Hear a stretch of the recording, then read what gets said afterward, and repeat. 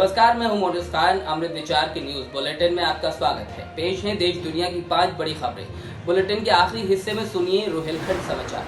केंद्रीय माध्यमिमिक शिक्षा बोर्ड यानी सीबीएसई ने बुधवार को 10वीं के नतीजों की घोषणा कर दी।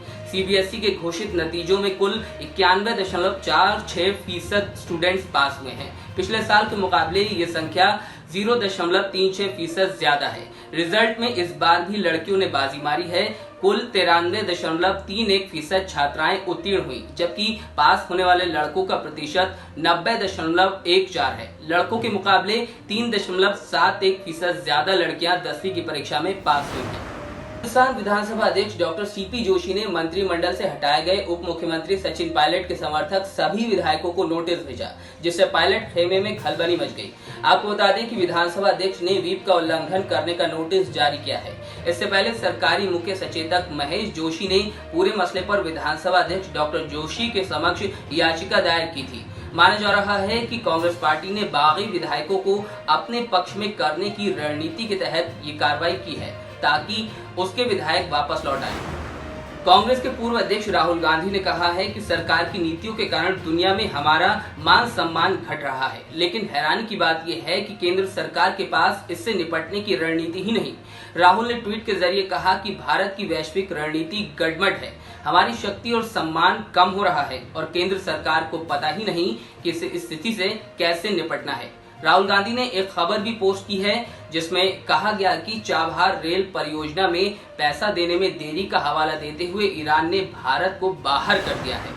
प्रधानमंत्री नरेंद्र मोदी ने एक बार फिर स्किल इंडिया मिशन के प्रति युवाओं को सचेत किया है। उन्होंने कहा कि 5 साल पहले आज ही के दिन यानी 15 जुलाई को स्किल इंडिया मिशन का आगाज हुआ था, जिसके तहत 5 करोड़ से ज्यादा लोगों का स्किल डेवलपमेंट किया जा चुका है और ये अभियान लगातार जारी है। प्रधानमंत्री नरेंद्र मोदी ने कहा कि स्किल सिर्फ रोजी रोटी और पैसे कमाने का जरिया नहीं है, बल्कि ये स्किल के प्रति आकर्षण, जीने की ताकत देता है और जीने का उत्साह देता है। आपको बता दें कि प्रधानमंत्री नरेंद्र मोदी बुधवार को वर्ल्ड यूथ स्किल डे को संबोधित कर रहे थे, जिस दौरान उन्होंने ये बातें कही। वैश्विक महामारी कोरोना वायरस कोविड-19 का कहर तेजी से बढ़ता जा रहा है। दुनिया भर में इससे संक्रमित होने वाले लोगों की संख्या 1,33,00,000 के पार पहुंच गई, जबकि मृतकों की संख्या 5,78,000 को पार कर गई।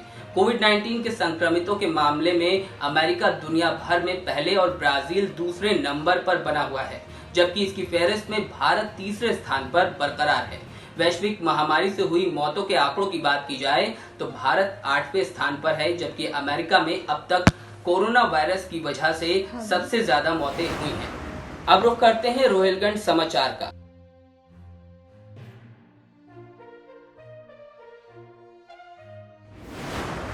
महात्मा ज्योतिबा फुले रोहिलखंड विश्वविद्यालय को 17 जुलाई तक के लिए बंद कर दिया गया है।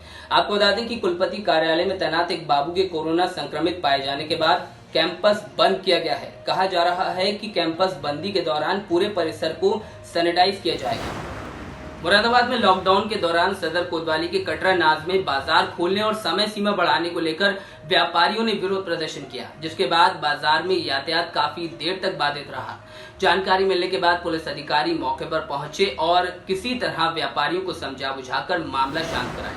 बदायूं जिले में पुलिस की बदमाशों के साथ मुठभेड़ हो गई, जिसमें 60,000 का इनामी बदमाश घायल हुआ है, जबकि गोली लगने से एक दरोगा भी घायल हुआ। बताया जा रहा है कि एक बदमाश पुलिस को चकमा देकर मौके से फरार हो गया। घायल बदमाश को पुलिस ने गिरफ्तार कर लिया है, जबकि फरार बदमाश की तलाश की जा रही है।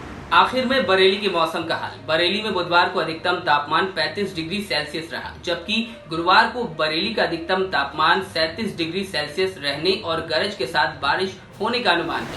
इन खबरों को डिटेल में पढ़ने के लिए लॉग इन कीजिए हमारी वेबसाइट www.amritvichar.com पर। नमस्कार।